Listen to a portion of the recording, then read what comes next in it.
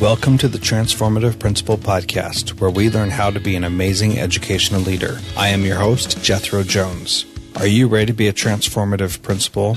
I'm looking for about 10 people who are ready to do what it takes to lead with integrity, find balance, and take your school to the next level. If you're looking to improve your leadership in a measurable way, go to transformativeprincipal.org/mastermind to see if you qualify to join a group of like-minded people who are ready to be the best principals in the country. Welcome to Transformative Principal. Today I'm continuing my conversation with Ginger Lewman, and we're going to get deep into how to do some project-based learning stuff, and you're going to really enjoy this, I'm sure. We're also going to put out some pretty crazy ideas about language arts and math and core classes in general. So, just be prepared for that, and not going to make any radical changes yet, but just thinking about the ideas and doing some of that visioning is always fun. So I hope you enjoy this conversation with Ginger. Could you talk about the different parts of project-based learning, and from the angle of I'm a principal and I want my teachers to start doing more project-based learning, how do I communicate that to them? And let's go ahead and start with launch, if that's all right. Absolutely. Well, the first chapter of the book really is preparing. It's where I start to look at what it is I want the kids to learn, how I want them to learn it, what sort of things I want them to struggle through, who might need to be involved in this besides me. It's a bunch of things that we want to think about as we're preparing. So then the launch, which is actually chapter 2, some of the things we want to make sure is how could we get the kids to want to know more? And Jethro, you and I have been pretty well blessed for the most part. I can't speak for all your kids, but we've had usually pretty good kids. We talked and said, hey, you want to learn this stuff? And they're like, yeah, we'll be there. But there's a lot of us who have kids who are absolutely disinterested in school. And it seems to me that the older they are, the less interested they are. And so if I can hook them from the start to be curious, now I can't hook every kid all the time. So what's the story? What's interesting? What's amusing that the kids will find intriguing? And what I find a lot is that teachers will say, well, I think this thing about George Washington is just the coolest thing ever.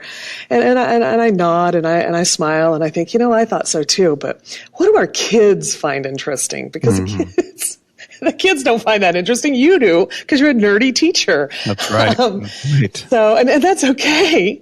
For instance, if I'm going to talk about having kids learn about animal cells, I don't start by talking about animal cells. I start by talking about zombies, because my kids are interested in zombies and they think they know a lot. And we talk about how's zombieism passed. They're laughing at me. Oh, zombieism, Mrs. Lewman, you're so dumb. Yeah, whatever. This is all intentional. Right. And how's it passed back and forth? And they're telling me all these terrible things. Was it a bacteria or a virus? And because I'm usually doing 8th grade, 9th grade with this. And pretty soon, and I'm moving my hands. I'm like, I don't understand. How does it attack? And of course, this is zombieism, which is totally fiction. So there's no right or wrong answer to this. But I said, well, I don't understand. How does it attack the cell to make us change? So, and I'm moving my hands, and pretty soon some kid says, well, maybe we should make a model. I got you hooked right in the gills with that one, didn't I, kid? Well, maybe we should. And now all of a sudden they're making a connection with how bacteria, how viruses attack animal cells, which, by the way, is also how we might talk about cancer or whatever. It's something that the kids think they're learning about zombies, and I'm Trojan horsing in the real learning they're needing to do. So the launch is it me? Am I a great storyteller? So can I hook the kids that way? Or maybe I am a great storyteller, but I've been telling them and launching these for a long time. How can I reach out to somebody else?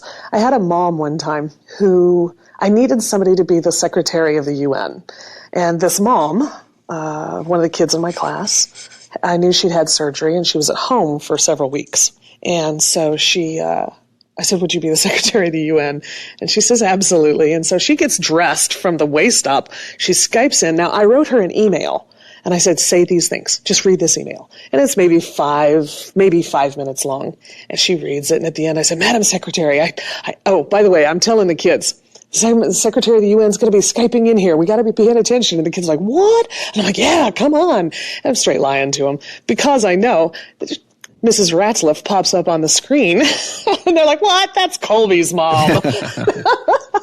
And I'm like, yeah, okay, come on, guys, this matters.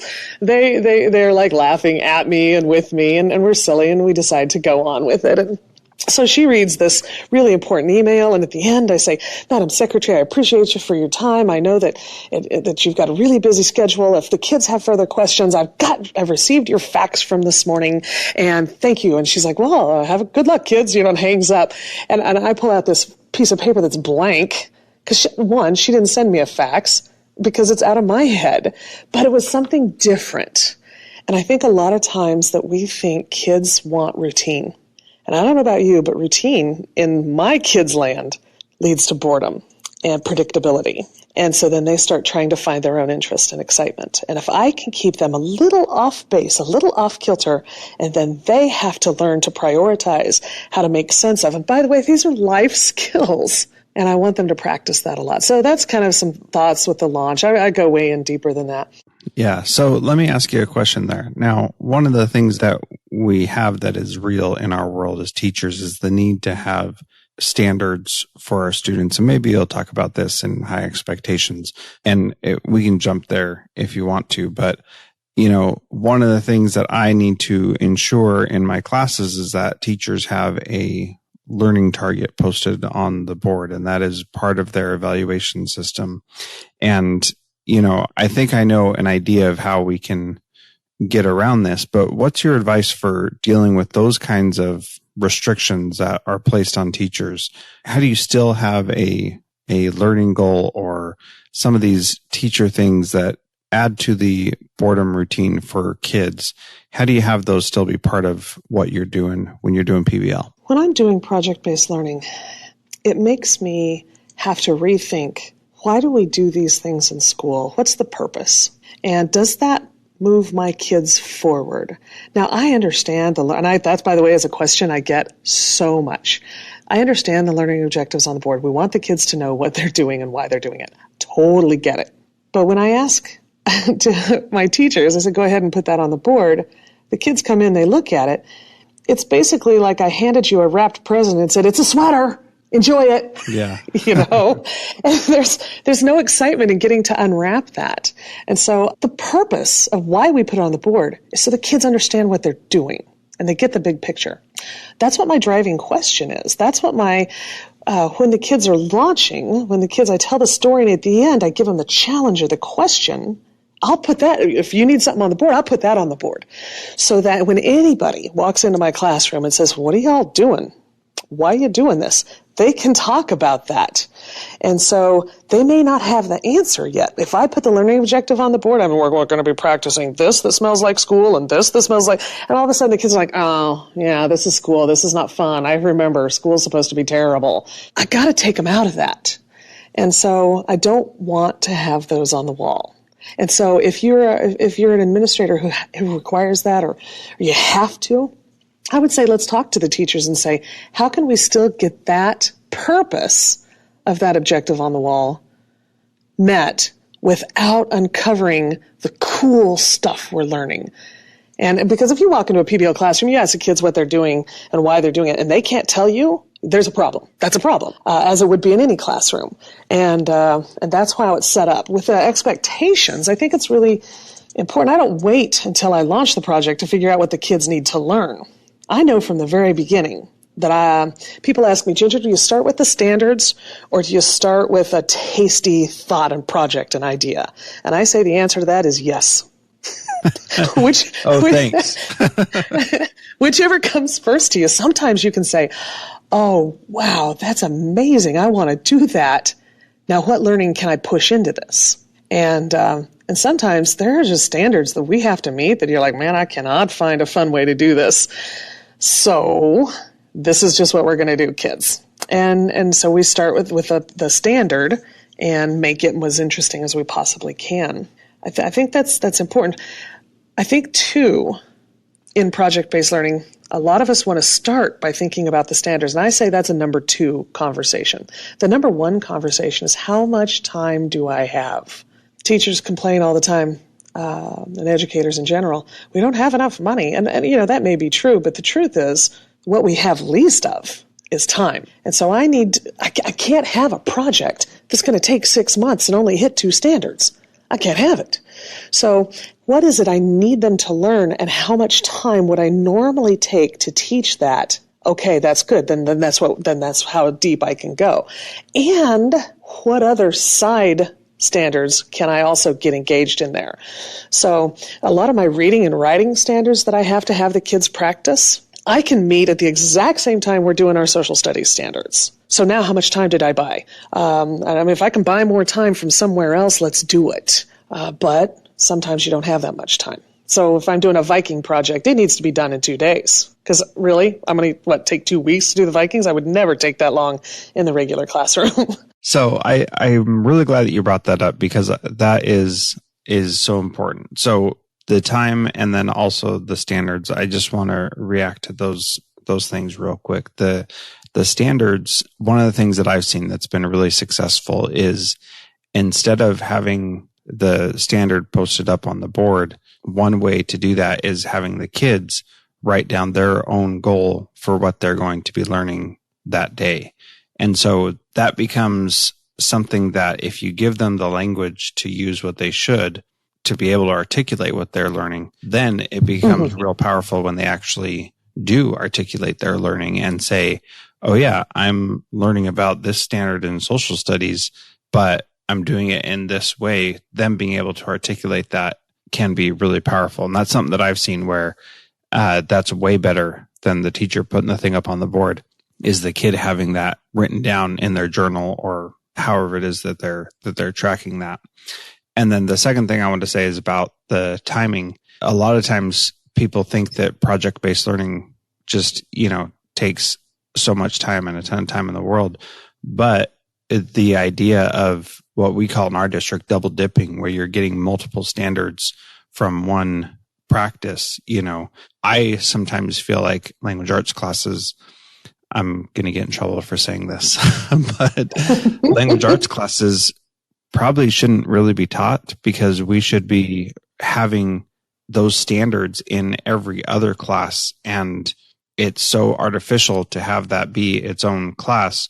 We should all be teachers of reading and writing, and all be incorporating those skills into everything we do, because it's all about communication. And if you can't communicate, then you're not going to be successful in your adult life. So you need to learn how to communicate and learn in a real situation how to communicate. So stepping off my soapbox. Thank you. No, I love you so much for that. I'm actually working with a high school right now that's looking at dissolving their English program. What? And they're not, yes, they're not firing their teachers. No. They're not firing them.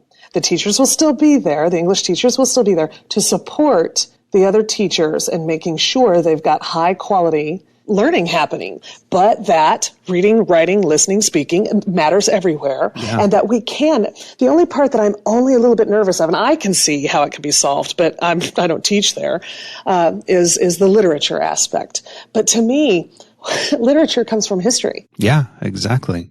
And if we're going to go there, Jethro, the very fact, I'm sorry, because I say this, but I only say this to an audience after I know I got them, because it's terrifying to teachers, is not only should we get rid of our English classes, but we should also get rid of our math classes, because what is science other than the application of math? Yeah, I hear you. And if we go one step further, why don't we go ahead and get rid of all those core classes, particularly at the high school level? We don't need reading, writing, social studies, or the language arts, or the social studies, math, or the science, because, now I'm pushing here. I'm totally pushing. There's a piece of me that believes this, and there's a piece of me that says, because in our electives, the classes the kids want to take that are almost always very strongly connected to careers and interests, personal interests and passions. Why can't we say a kid wants to be taking art classes? What is art other than cool math and perspectives and pieces like that? And there's history to it. And how can you talk about art and write about art without talking and writing about it? You know what I'm saying? Is that maybe, what if our classes could only be those electives and everything else is pushed in through that elective? Oh, you can't do that. Sorry. I think that we can, and I think there are some who are, but I think that's such a pipe dream so far down the road that yeah. So, but I like to think about these things and wonder. Yeah, absolutely. So let me tell you what we've done with our language arts classes, because I think that it's been really cool. So when I first got to Kodiak, we had 2 periods of language arts. So we have 45-minute periods, 7 periods a day, and 2 of those were language arts. And I thought that was a little bit excessive because every school I've worked in had just 45 minutes of language arts. And, their justification was, we have the reading standards and the writing standards. Yeah. Sorry. Right. Writing. No, how can I not remember that word? So we had the reading standards and the writing standards. And what we did is we said, we're going to do 1 period of language arts, and we're going to push a lot of those reading informational text and writing standards into our social studies class.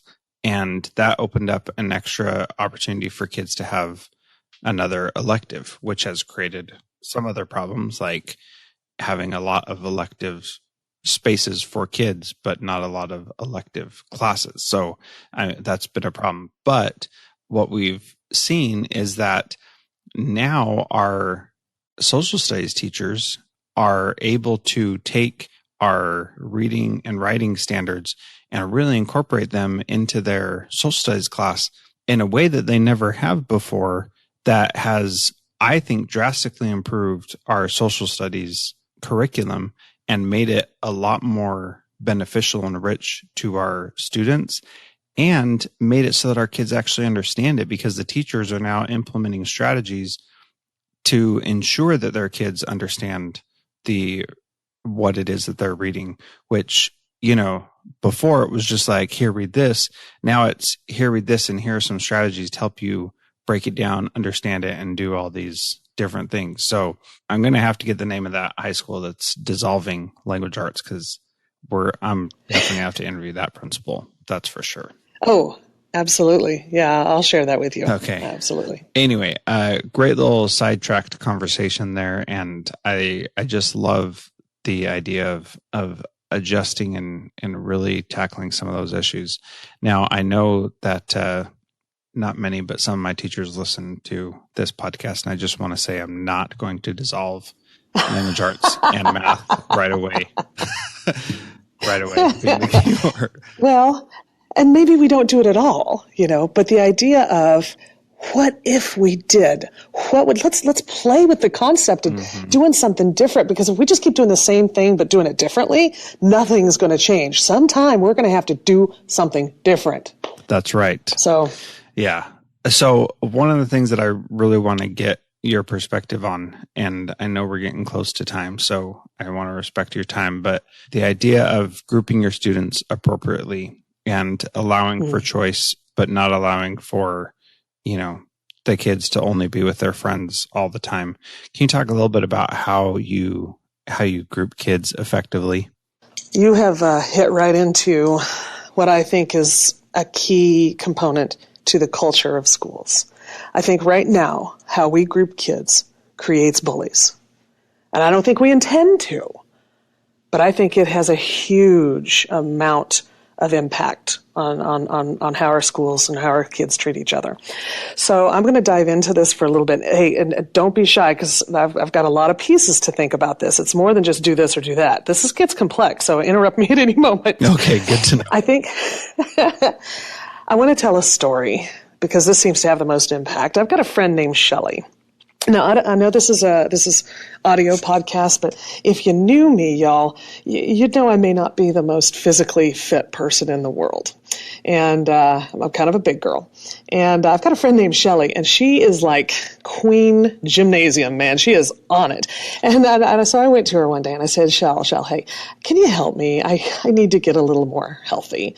Can you help me at the gym? And she goes, oh my gosh, Ginge, yes, absolutely. So we meet at the appointed date and time at the gym, and she shows up in her workout gear, and she's looking all good, right? And there I show up, and I'm just glad I'm not in jeans. That's all I'm going to say. And so I go in with her. We start. She goes, okay, let's do a little bit of a warm up, get our muscles warm. She's talking to me about this stuff. I mean, I don't know. We're on this maybe 30, 40 seconds, and I'm starting to pant already, right? I'm breathing, but I'm trying to hold it in because I'm like, really? This is only like 30 seconds or so. And so she's talking to me about my day, and I'm trying to answer while I hold my breath. And we go further, on 5, 8, 10, 20,000 minutes. I don't know. We've got some time, right? And she's talking at me, and I'm like sweating big time already. And I thought, well, this is okay. And I'm laughing and I'm trying to answer. And we get past beyond the warm up, and we're really working out. And by this time I'm like, that's it. I'm breathing like a water buffalo. I'm sweating like it's fun. I'm looking over at her. She's still chatting at me. She's got like 3 beads of sweat on her upper lip. I'm like, well, oh my God, whatever. And I'm starting to hate on her. Right. She's so awesome, though. She's so nice. She's like, Ginger, keep going. You're so great. Good job. Love the effort. Okay. So she's talking to me. And finally, we get to the end of this 18-hour baton death march. Crazy. And, okay. So I don't know. We were there maybe 30 minutes. And we go out to the parking lot, and she's like, good job, G. You've done a good job. And I'm like, hey, thanks a lot. Trying not to punch her. And she gets in her car. I get in my car, and I drive away, and she gets back out of her car and goes back in to get a workout, because what she did with me was not a real workout for her. Yeah. And I think that's the physical manifestation of what we do every day when we put kids in groups of high, medium, and low in one group. I mean, think about this. Shelley deserves to work out with other people who challenge her. And I deserve to work out with other people who, who like, I'm just going for it, right? And sweating, breathing, and because what would happen if Shelley wasn't nice to me? What if she didn't like me? And what if I didn't like her? Man, I hamstring that girl every chance I can get, right? Mm-hmm. And again, I think that's what we do in school. And then we blame them. We got Miss Bossy Pants, right? And she's just like, da, da, da, da. And by the way, but she may be bossy, she may be a leader, whatever. Point is that we made her and we blame her. Likewise, we got kids who would work, but when we put them in Miss Bossy Pants, they just sit back and like, man, whatever. She's going to do it anyway. Yeah. And then we call them lazy or whatever. And they both of them start developing really bad habits. So I think there's 3 ways we want to think about grouping kids. And one is I want to have kids grouped by ability on a very regular basis. I want my highs with my highs, my lows with my lows. And what I have just effectively done is reduced my class size. And so I can laser pinpoint focus exactly what it is that Shelley's group needs. And I can laser pinpoint focus exactly what my group needs. And everybody's being treated respectfully, and they're getting challenged at something that's appropriate. However, if all I'm doing is grouping kids by ability, pretty soon I've created the haves and the have-nots, and that's not appropriate either. So how do I get them to mix intentionally, not just 1, 2, 3, 4, 5, 1, 2, 3, 4, 5. How do I get them to mix intentionally? So I think there's 2 ways to do that. One is by interest. So if I can have kids, and there's a handful of topics that I can hook every single kid in a classroom. If it's a secondary level, what is that? I'm working with kids like technology, sports, music, civil rights issues, women's issues, sometimes fashion, cars, sometimes, I can grab those topics and get every kid saying, I'm interested in that. I can go over and do that. And if I've got kids who are lower, who are struggling academically, they bring something to a group that they're interested in. We don't look at them, And what it causes us to do is for those high ability kids start looking at those other kids like, oh, you do have knowledge. I didn't realize this. And bam, we're starting to come together as a community. Every single thing that we do in a project-based learning classroom should be about bringing community together. So there's one group. So I've talked ability and I've talked interest. At the lower level, by the way, those topics are space, dinosaurs, animals, technology again, sports, sometimes music again, fashion, or what, those sort of things. That being said, that sometimes it's hard to bring those topics into just any classroom. So, all right, I can't shoehorn in sports into my Articles of Confederation. Okay, so what I'll do then is I'll find out what my topic is and split that up into pieces and then ask kids, go to the group that you're interested in. Now, Ginger, they're going to pick their friends. Hold on, I got you on that one too. But if I'm really working with them and they're understanding, so they're going to the area that they're interested in the topic and we got interest. The third one is readiness. I had a kid, I'm going to say this out loud, whose mother should probably have never had children, and she had 5. We have those kids, right? Yeah. And he was not a nice kid. He was really hard to love, and he wasn't particularly bright either. So that's how he stood out. And he came into my biology classroom, and he's saying things to me about these animals that I'm like, what? I don't know. I'm no slouch in biology, right? I'm pretty good at this. And he's saying things to me that I've never heard before. So I'm quick Googling. I'm like, holy moly, this kid is right. And I didn't know that. And it didn't take me long to understand that Mom didn't really want him to be around. So she turned on TV and set him in front of Animal Planet for years. And the kid had picked up so much stuff. So what group do I put him in there? I don't put him with his regular peers where he struggles acting. I put him in the high readiness group there. And so then all my other smart kids are like, wait, what? Why is he with us? And I'm like, oh, shut up and listen to him. He's amazing. And the kid all of a sudden starts to get a little bit of a different perspective on who he himself might be, as well as his peers start looking at him differently. And again, we're coming together. That's a pretty powerful story, Ginger. I love thinking about that kind of stuff because our kids do have so much that's outside of school. And what I love about project-based learning and the stuff that you're talking about is you can actually do something with that when you start approaching things differently. It requires you to do something with that. Yes. When you start approaching things differently. And there's such power in that. And I've had so many experiences where other teachers have really struggled with kids, and I've started working with them, and I immediately go to interest because that's how I get them to be my pal in the learning, and we figure out what they're interested in, and then we do those things. And, I'll find a way to make the standards fit in there, but if the kid hates everything I suggest, then they're not going to do it anyway, So anyway, I just think that's powerful. It's respectful. Yeah. Yeah, it's respectful of them as a human being with a heart and a mind. Otherwise, they're just a bag of meat and bones in our chairs. I mean, yeah, we're way better that. than that. So, can you talk a little bit about the difference between readiness and ability? I think ability, it can be measured many different ways. I think there are a lot of kids who process things very quickly. They may not be the brightest bulb in the box, but when you teach them, they go, wow, that's quick. So that's one way to think about ability, is how quickly they process things. And there are some kids who, by the way, are super bright, who have to take a lot of time with a topic, and then they've got it. Now, my mom was the slowest reader in the world, but man, she had it once she read it. My dad and I blow through a book really fast. Now, which one of us is smarter? Well, in the classroom, my dad and I are. Right. My mom's labeled as slow and dumb, and it's so wrong. So I want us to look at ability differently that way. Another thing is that we can look at ability just overall in general. Is the kid doing really great work? Do they know things that others don't know? Do they come to us a certain way? And I want them to look different. Because at one topic, I may have a topic in my class where a kid knows a lot about it because they went to a museum or they learned something, they read a book or something. Well, then that's readiness. If they're ready for something more. And again, like my boy in that biology classroom, he was ready for something more because he'd already experienced some things with his biology. Again, not the fastest processor, certainly not a kid who makes good grades, but he was ready for it. So let's do it. I may have a kid who's interested in wars and weaponry, right? And I'm teaching some sort of battle or whatever. And again, maybe he's not the fastest learner in the world. Maybe he doesn't make good grades, but he's really highly interested in what we're getting ready to go over. He's ready to learn it. I'm going to put him in the high readiness. It's not something that's a black and white with a hard line in between. Again, it's part of that art, the heart, H-E-A-R, art of teaching, where we have to get to know the kids.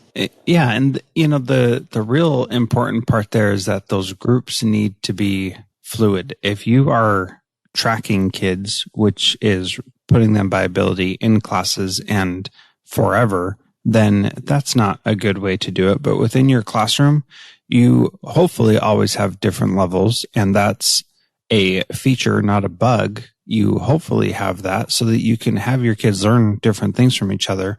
And then on one project, they may be in these groups, and on another project, they may be in these completely different groups, and being willing to know the kids well enough to place them differently and being able to see their interests and ability and readiness is incredibly important for those kids to have that success. Yeah, Carol Ann Tomlinson out of Virginia talks a whole lot about grouping, and she says that kids need to see themselves in a variety of groups on a very regular basis. And by the way, all this stuff that I'm telling about grouping is not necessarily PBL. It's differentiated instruction 101. That's right. But you can't do good PBL without understanding differentiated instruction and how to manage that type of environment. And this grouping is that for sure. Can we talk about friends and groups? Yeah, please.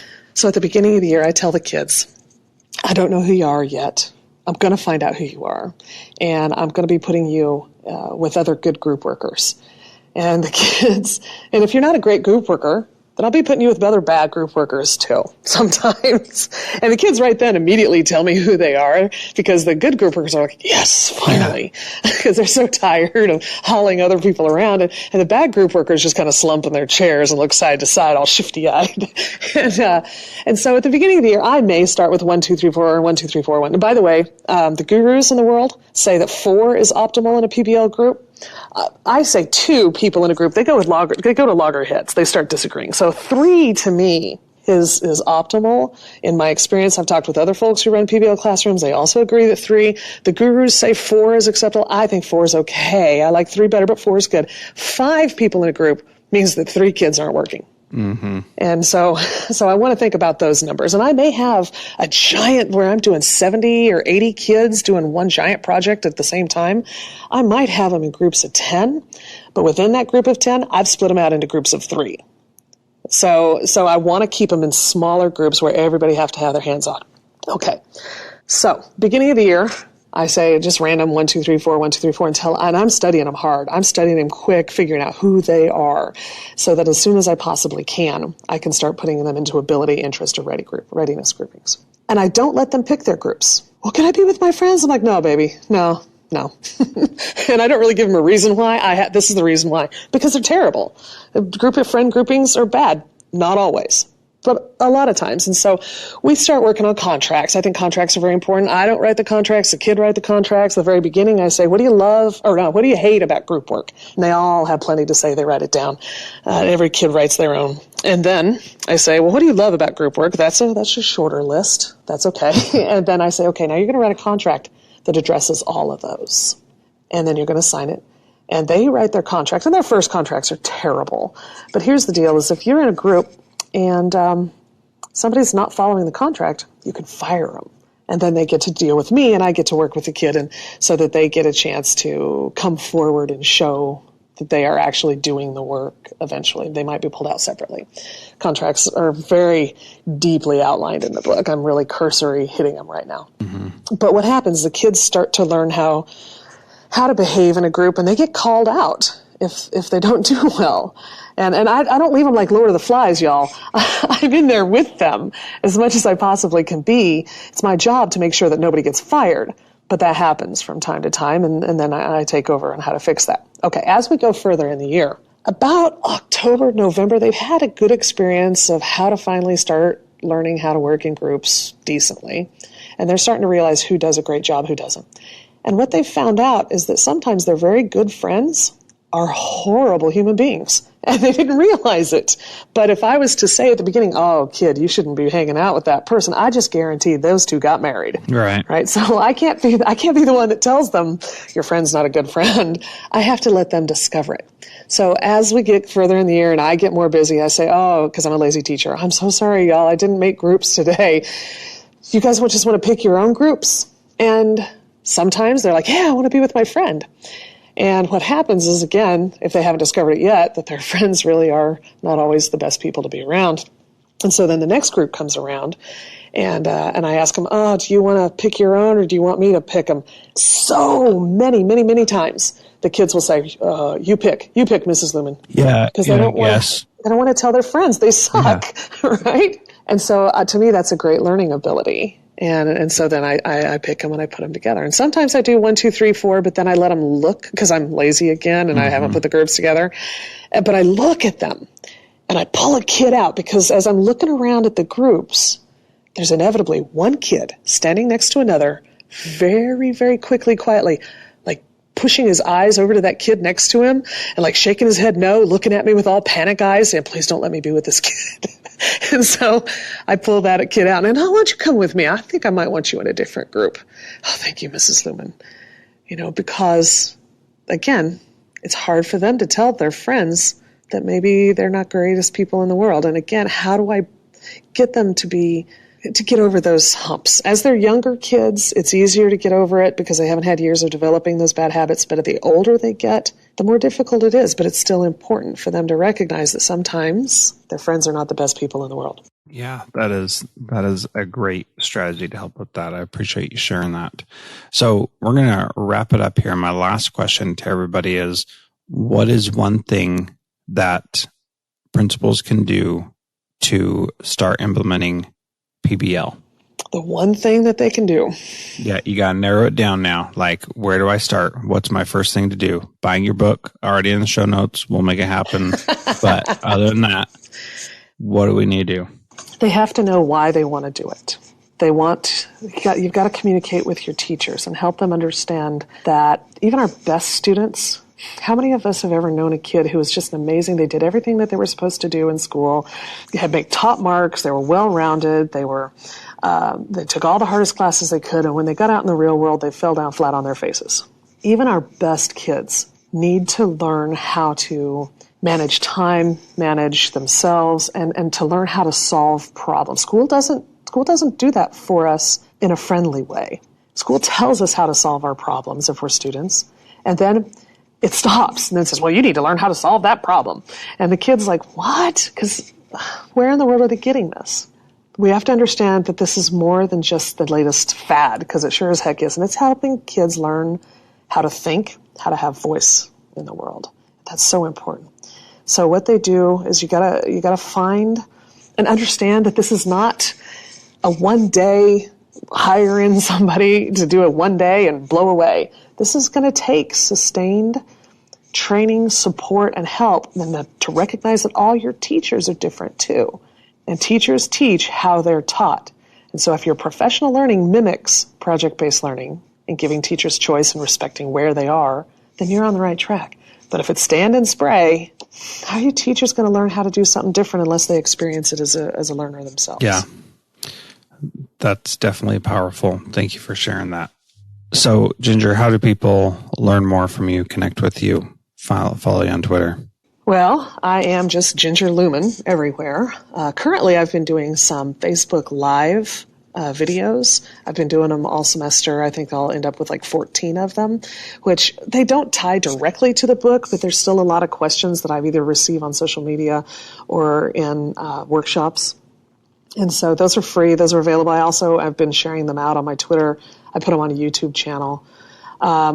Social media is where I live. So that's where you find me. Awesome. Well, thank you so much for being part of the Transformative Principal podcast. And it's been an honor to chat with you.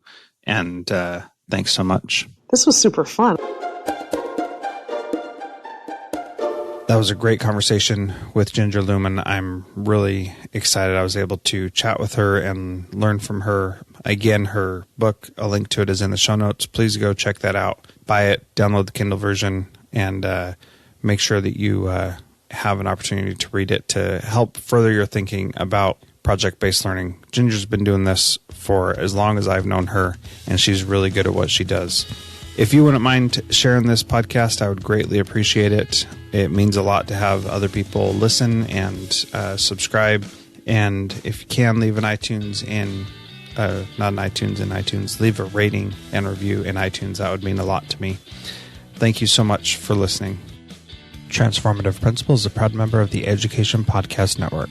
Podcasts for educators by educators. Visit edupodcastnetwork.com for more great podcasts.